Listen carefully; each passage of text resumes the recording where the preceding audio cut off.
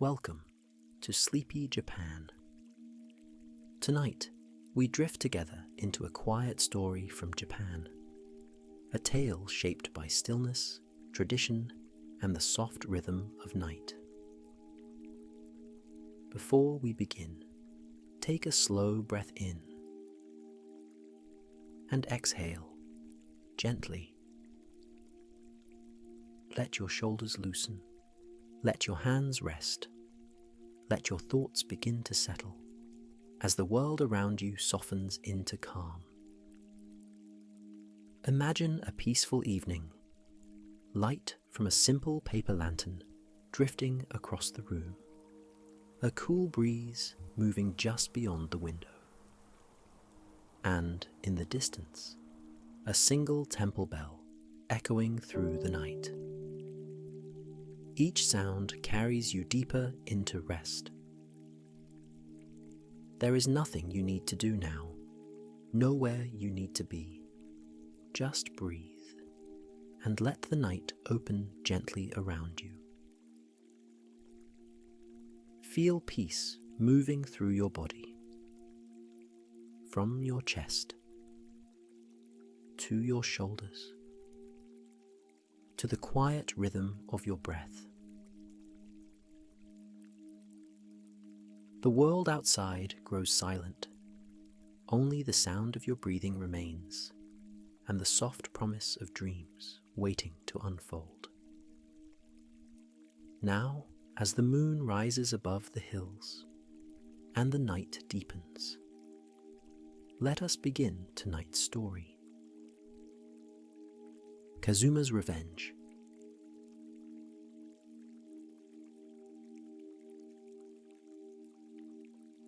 In the days when mist clung to the mountain peaks, and the old ways were still remembered, when every sword had a name, and every name had a story, there lived in the land of Inaba 2 men whose friendship was as deep as the mountain springs, and as constant as the turning of the moon. Their names were Watanabe Yukie and Kawai Matayémon, men of gentle birth, samurai of honor, who served their lord with unwavering devotion, and who valued friendship above silver and gold. In those days, Japan was a land of swords, where every man of rank carried 2 blades at his side, one long, one short, both forged with prayers and consecrated with ritual, each sword a living soul, a companion through life and death. The cherry blossoms fell each spring, just as they had for 1,000 years, and would for 1,000 more, drifting like snow upon the wind, reminding all who saw them that beauty is fleeting, and that all things, even the strongest bonds, must one day fade. Now Yukie, the elder of the 2 friends, kept among his treasures a sword of great antiquity, a blade that had been passed down through 7 generations, from father to son, from grandfather to grandson, each man who wore it adding his own story to its steel. The sword had been lost many years before, in a battle fought when the great lords contended for power, when Yukie's father had fallen upon the field, and the family's most precious heirloom had vanished, swallowed by the chaos of war, lost among the trampled grasses and the fallen leaves. But fortune, in her mysterious way, had brought the sword to Matayémon's father, who had found it lying upon the battlefield, and had kept it safe, not knowing whose treasure it had been, until the day when Yukie came to visit his friend, and saw, resting in the alcove of honor, the sword of his ancestors. How his heart must have quickened in that moment, seeing again what he thought was lost forever, the blade that had defended his family, the steel that carried the spirit of his forefathers, gleaming softly in the afternoon light, as if it had been waiting, all these years to come home." "My friend," said Yukie, his voice trembling slightly, "that sword you keep in such a place of honor, do you know from whence it came?" And Matayémon, who understood at once, for true friends need few words between them, smiled gently and said, "It was my father's, found upon the field at Nagakude. But if it belongs to your house, then it belongs to you, for what is mine is yours, as it has always been." Thus the sword returned to Yukie's keeping, not through purchase or negotiation, but through the simple grace of friendship, as natural as water flowing downhill, as inevitable as autumn following summer. Yukie took the blade home with great joy, and placed it in the alcove where his father's sword had once rested, and when he looked upon it, he thought of his friend's generosity, and vowed in his heart to repay such kindness, not with gold or silver, for such things would be an insult, but with loyalty and service, with presence and care. The seasons turned, as they always do. Spring gave way to summer, summer to autumn, and autumn to the first cold breath of winter, and in the turning of that year, Matayémon fell ill, and did not rise again. Death comes to all, sooner or later, like the last leaf falling from the maple tree, and when Matayémon closed his eyes for the final time, Yukie wept as one weeps for a brother, for in losing his friend, he had lost a part of himself. But Matayémon left behind a son, a young man named Matagoro, 22 years of age, with eyes that did not smile, and a heart that had not learned the lessons his father had tried to teach. Yukie, true to his unspoken vow, became like an uncle to this young man, offering guidance, offering help, thinking that in caring for the son, he honored the memory of the father. But Matagoro, whose heart was small and grasping, looked at Yukie with resentment, for he had never forgotten that his father had given away the sword, and he thought, in his narrow way of thinking, that Yukie should have offered payment, should have sent gifts of gold and silk, not understanding that between men of honor, friendship is its own currency, more precious than any metal. And so he began to speak, quietly at first, then louder, telling others that Yukie was ungrateful, that he had taken the sword and given nothing in return, that he was miserly, grasping, unworthy of respect. These whispers spread through the palace, like smoke through paper walls, and soon people began to look at Yukie with questioning eyes, wondering if the rumors might be true, not understanding the true nature of what had passed between the two friends. Now Yukie had a son, a boy of 16 years, named Kazuma, who served as a page in the Lord's household, learning the ways of service, the duties of a samurai, walking the long corridors of the palace with quiet dignity, his young face serious with the weight of responsibility. One evening, as the lamps were being lit, and the shadows grew long in the palace chambers, another page, a friend of Kazuma's, spoke to him in hushed tones.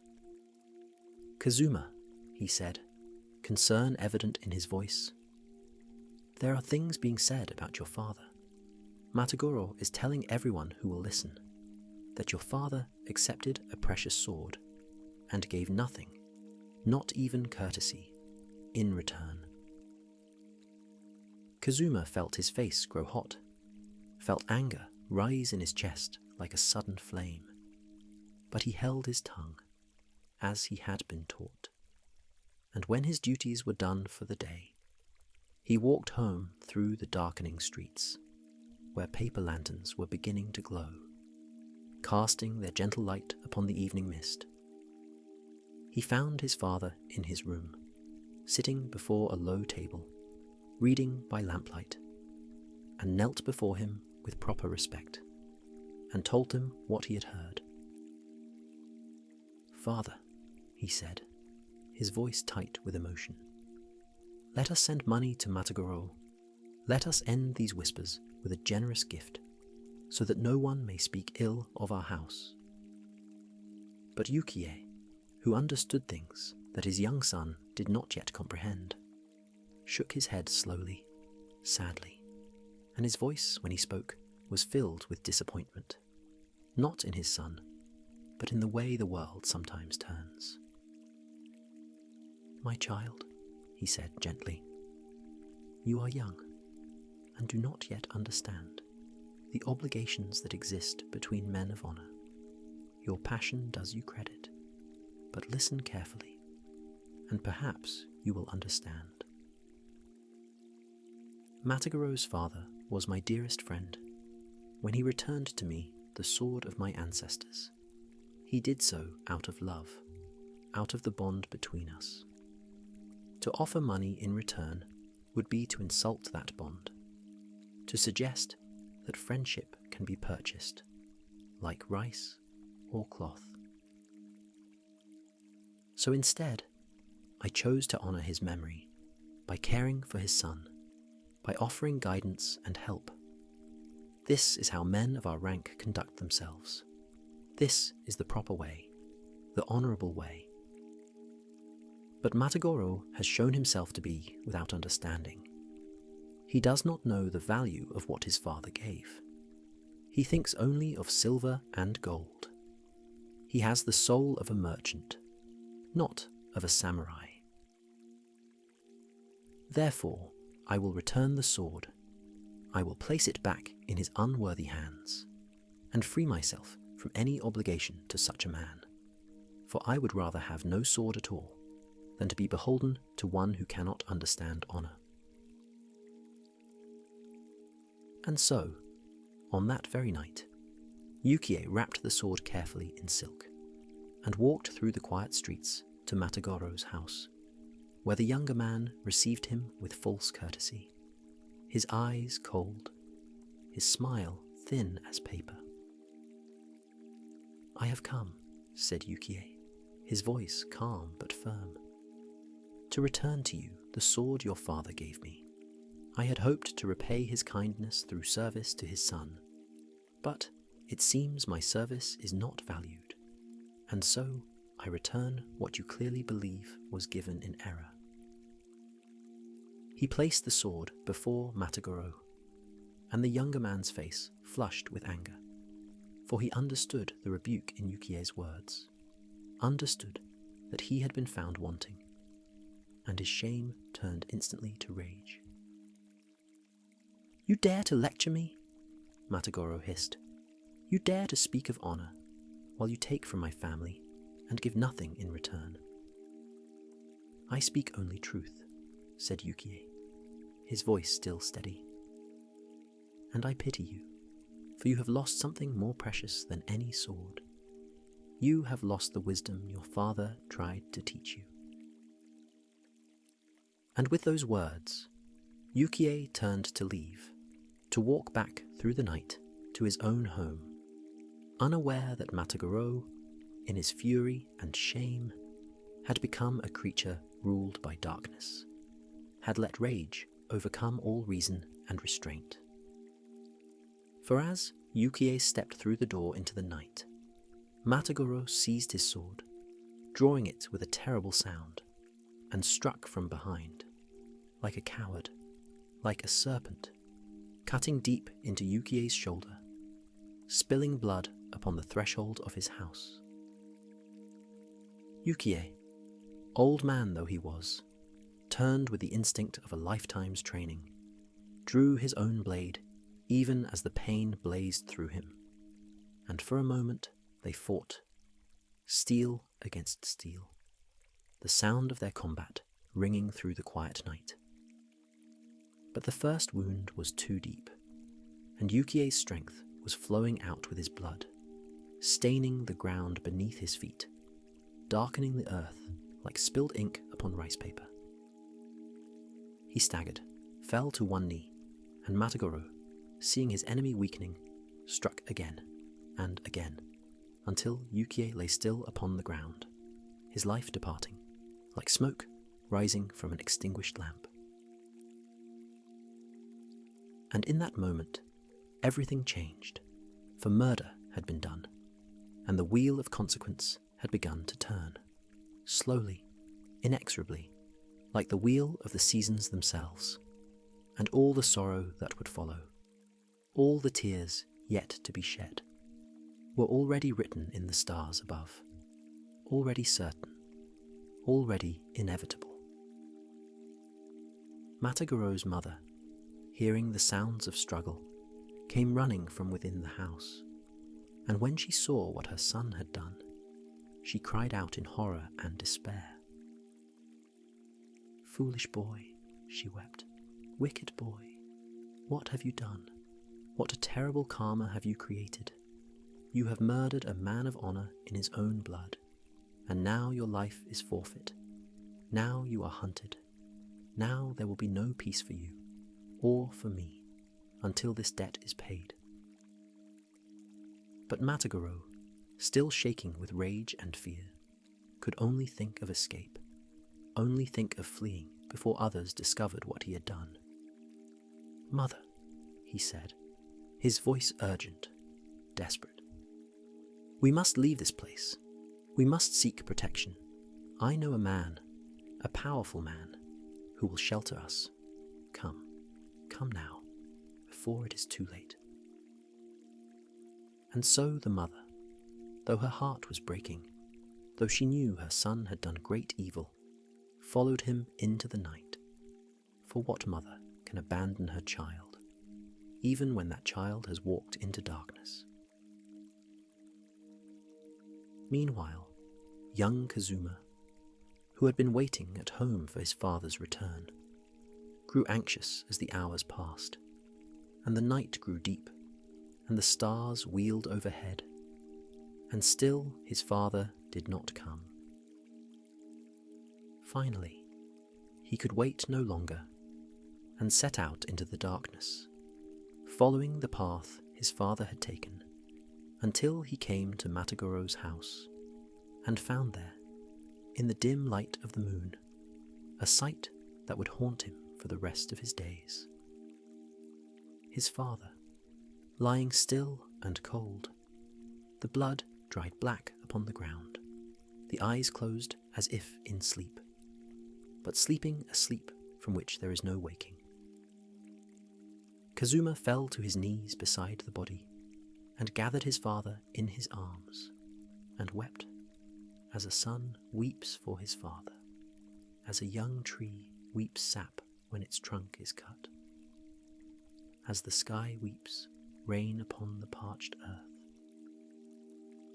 And in his grief, understanding came, clear and cold as winter water. Matagoro had done this. Matagoro had murdered his father, and now, by all the laws of heaven and earth, Kazuma had a duty to fulfill. For in that time, in that place, there was a law older than any written code, a law carved into the hearts of all samurai, that a father's murder must be avenged, that a son must pursue his father's killer and exact justice, or die in the attempt. This was the way of things. This was Katakiuchi, the vendetta, sanctioned by custom, recognized by law, a duty as binding as the bonds of blood themselves, as inevitable as death, as necessary as breathing. And so Kazuma, though his heart was broken, though tears still streamed down his face, rose from his father's body and made a vow to the night, to the stars, to his father's departing spirit. "Father," he whispered, "I will find him. I will pursue him to the ends of the earth if I must. I will not rest. I will not cease until your death is avenged, until justice is done. This I swear, by my honor, by my name, by everything I hold sacred.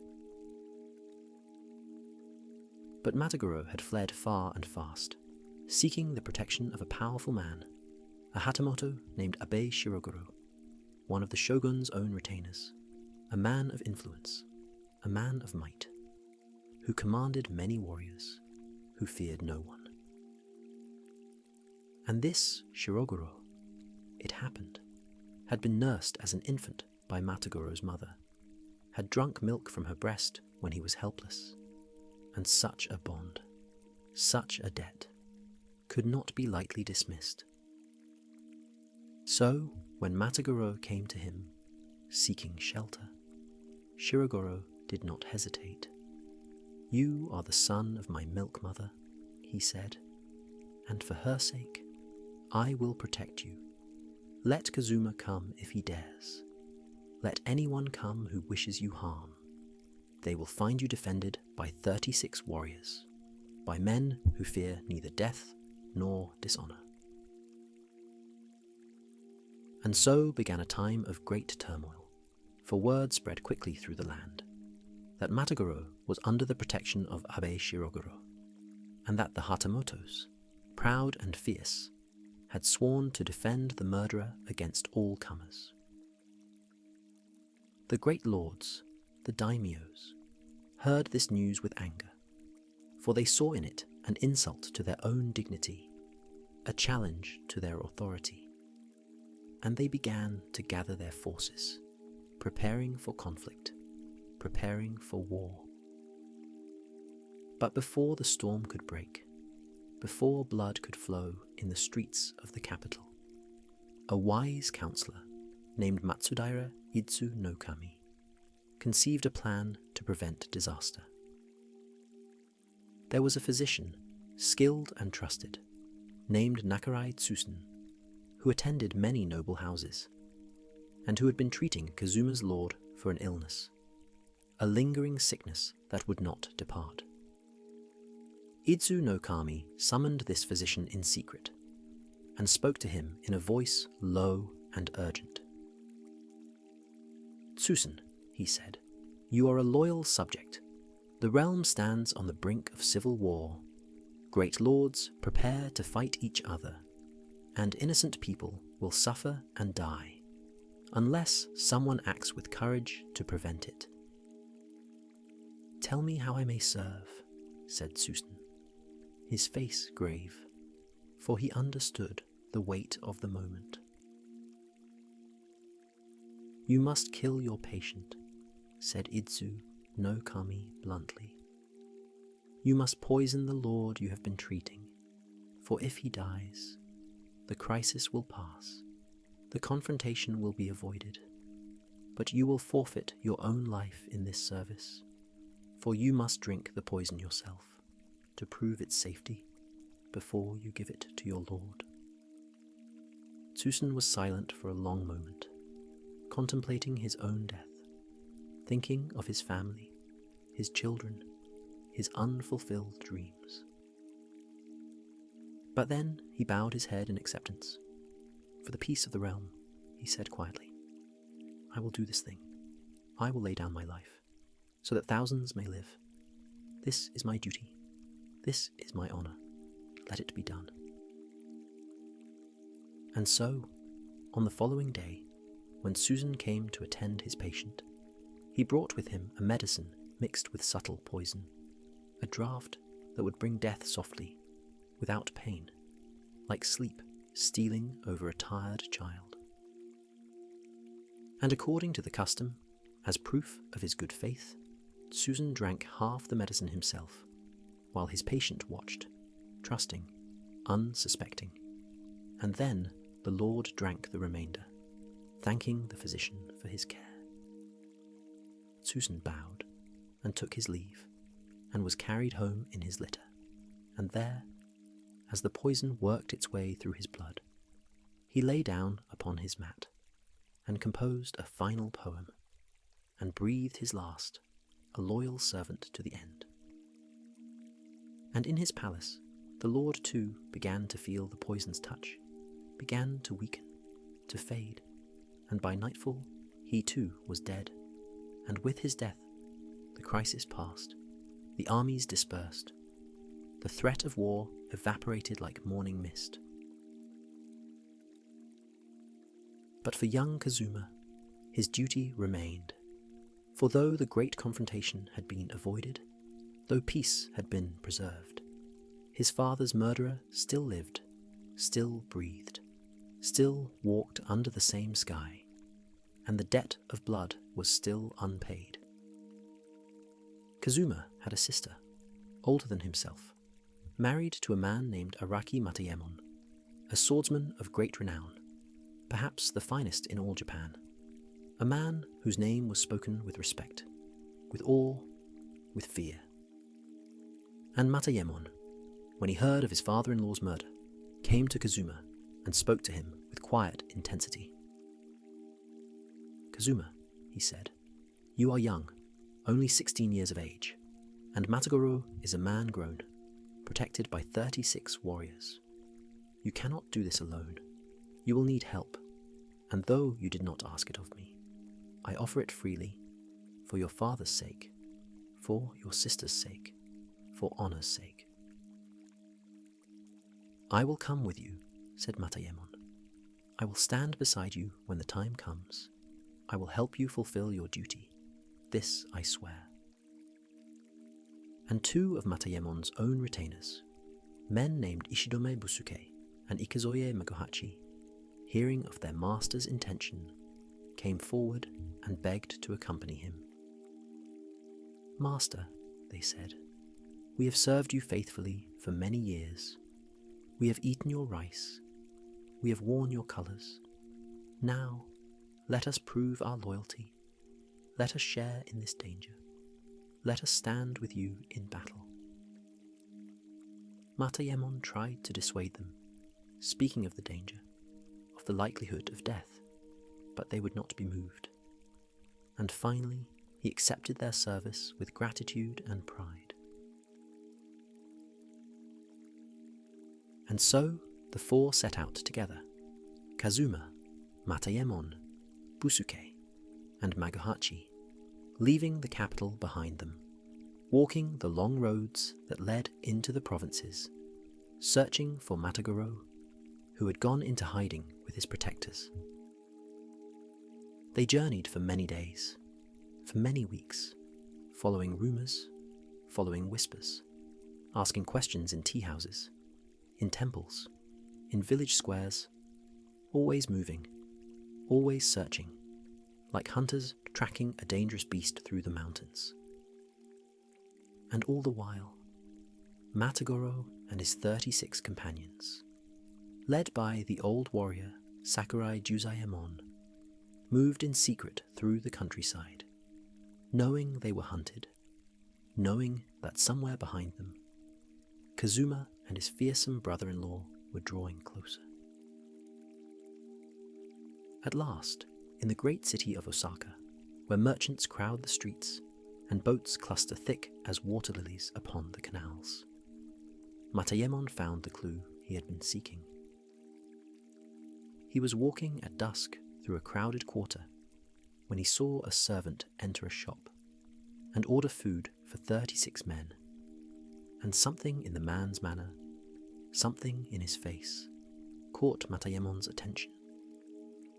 He followed the servant at a distance, watched where he went, noted the inn where his masters were staying, and then returned to his companions with news of their success. "Tomorrow," said Matayémon, his voice calm but firm, "they will leave Osaka, travelling towards Sagara, and somewhere on that road, we will meet them. Somewhere on that road, this long pursuit will end."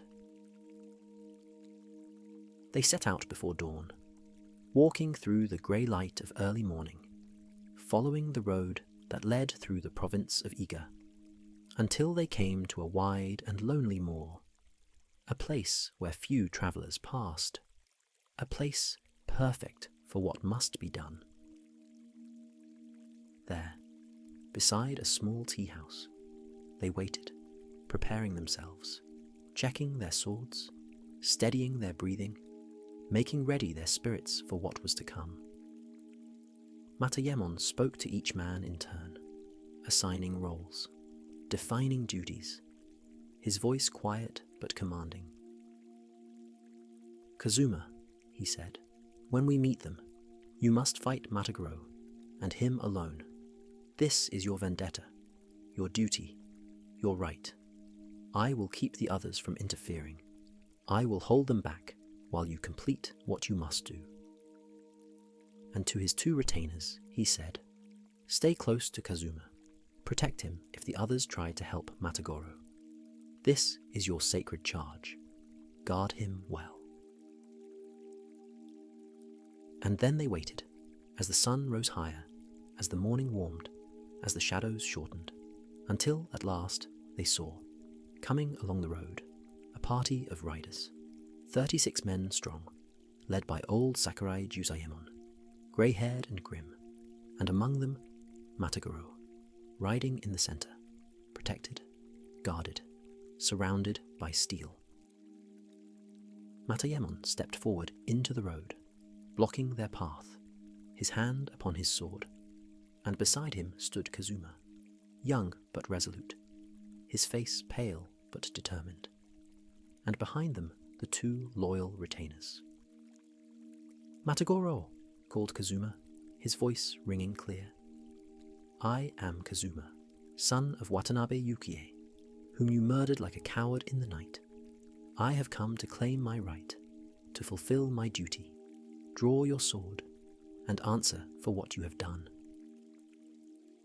And Matayémon added his voice, calm as still water, deadly as winter frost. "I am Araki Matayémon, Kazuma's brother-in-law. I stand witness to this vendetta. We will have justice this day. We will have blood for blood. Prepare yourselves."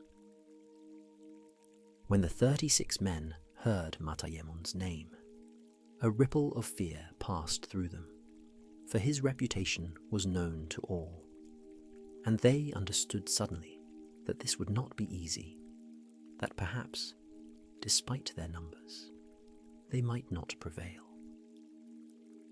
Old Jusayémon dismounted quickly, drawing his sword as he came, and Matayémon met him with lightning speed, their blades clashing with a sound like temple bells, and in 3 movements, 3 perfect cuts, Jusayémon fell, his blood darkening the dust. Then the battle truly began, the Ronins rushing forward, their weapons gleaming, and Matayémon moving among them like a dancer, like a reed bending in the wind, like water flowing around stones, his sword singing its deadly song.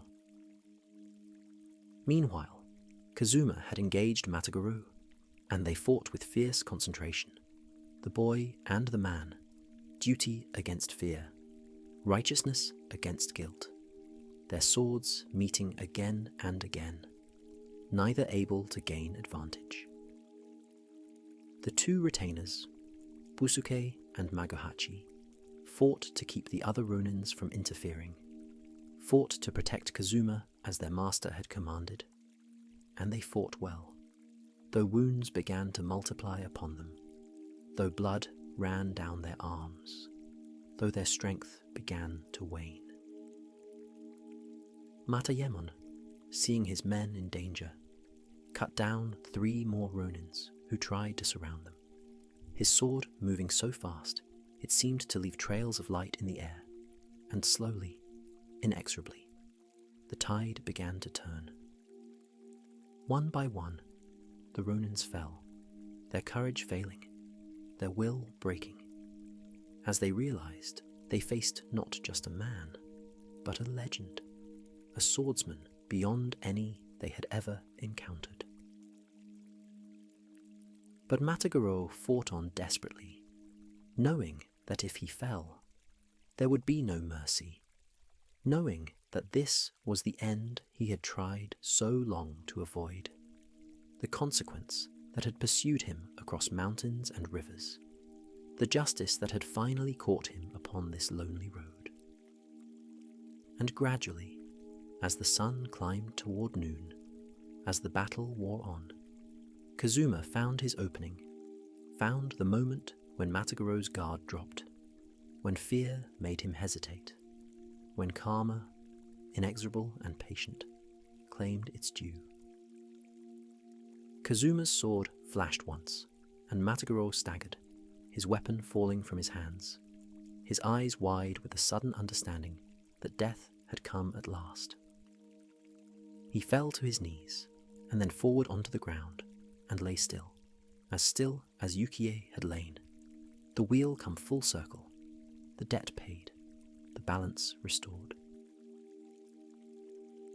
Kazuma stood over his father's murderer, breathing hard, his sword still raised, and felt no triumph, no joy, only a deep weariness, a sense of something completed, something finished, but also something lost, something that could never be recovered.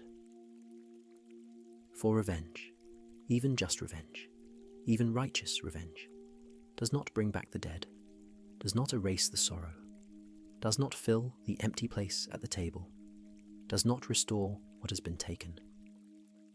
It only closes a circle, only fulfills an obligation, only maintains the order of things, so that the world may continue turning, so that honor may be preserved, so that duty may be satisfied. The two retainers, Busuke and Magohachi, collapsed where they stood, their wounds too many, their strength finally exhausted, and Matayémon knelt beside them, and held their hands as they died, and wept for their loyalty, for their courage, for their sacrifice. They were buried with honor, in a temple on that lonely moor, and their names were remembered, spoken with respect whenever the story was told. Faithful servants who had given everything, asking nothing in return but the chance to serve well. And Kazuma took the head of Matagoro, as was the custom, as was his right, and carried it back to the capital, and placed it before his father's tomb, and knelt there in silence as the sun set, as the stars came out, and spoke to his father's spirit in the quiet of his heart. "Father," he whispered, "it is done. Your death has been avenged. Justice has been served. I have fulfilled my duty. I have honored my name. But oh, how I wish you were here still. How I wish that sword had never been found. How I wish that none of this had ever happened."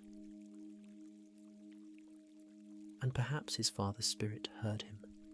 Perhaps it did not, for the dead are silent and keep their own counsel, and we who remain can only hope, can only trust, can only believe that they understand, that they forgive, that they rest in peace. The seasons turned again after that, as they always do, as they always must. Spring came with its blossoms, summer with its warmth, autumn with its coloured leaves, winter with its snow, and each season carried away a little more of the pain, smoothed away a little more of the sharpness of grief, until it became not forgotten, never forgotten, but bearable, woven into the fabric of memory, part of the great tapestry of all that had been. Kazuma grew older, became a man, served his lord with distinction, lived a life of honor, and sometimes, on quiet evenings, he would take out his father's sword and look at it and remember and think about the strange way of things, how a gift given in friendship could lead to so much sorrow, how honor and duty could demand such terrible prices, how the wheel of karma turns and turns, carrying us all along, whether we will or no. And in his later years, when his hair had turned grey, and his children had children of their own, he would tell them this story not to glorify violence, not to praise revenge, but to teach them about duty, about honor, about loyalty, about the bonds between people, about the importance of understanding, about the tragedy that comes when pride and ignorance cloud the heart. Remember, he would tell them, that all things are impermanent, that friends may become enemies, that gifts may become curses, that even the best intentions may lead to sorrow. But also remember that duty must be fulfilled, that honor must be maintained, that we must do what is right, even when it costs us everything. And his grandchildren would listen, sitting quietly in the golden light of afternoon, and they would nod, though perhaps they did not fully understand, but they would carry the story with them and tell it to their own children in time, and so the tale would pass down through the generations, like a stream flowing from the mountains to the sea, carrying its message, carrying its warning, carrying its truth. For this is the way of stories. They do not die, they do not fade, they live on in the telling, in the remembering. They teach us, they guide us, they remind us of who we are, of who we were, of who we might become. And though the people in the story are long gone, though their swords have rusted, though their names are written only in old books, their spirits remain, woven into the fabric of the land, part of the great story of Japan itself, part of the endless cycle of birth and death, of joy and sorrow, of honor and duty, of love and loss. And so, as the evening deepens, as the last light fades from the sky, as the stars begin to appear, one by one, like lanterns being lit in a vast temple, we leave this story where all stories end, in silence, in stillness, in the eternal now, where past and present meet, where memory and dream intertwine, where all things rest, at last, in peace. The wind blows gently across the moor, where once swords clashed and men fell. And now there is only grass and wildflowers swaying in the breeze, as they have for centuries, as they will for centuries more. The sword that remembered rests now in a temple, an offering to the gods, a memorial to all who fell, its blade still bright, still sharp, but never to be drawn again, for its story is complete, its purpose fulfilled, its journey ended at last. And we who have listened, who have walked this path with Kazuma, who have witnessed his sorrow and his duty, we too must take our leave, carrying with us the lessons of the story, the understanding that all things pass, that beauty and sorrow are woven together, that duty and honor are heavy burdens, but burdens that must be borne with courage, with grace, with humility. So let us rest now, let our breathing slow, let our thoughts quiet, let the story fade gently into the darkness, like cherry blossoms falling into water, like snow melting into the earth, like the last note of a temple bell, fading, fading, gone. All is still, all is peaceful, all is as it should be. The night embraces us with gentle arms, and we drift, softly, slowly, into the realm of dreams, where all stories continue, where all questions are answered, where all wounds are healed, and all things, at last, find their way home.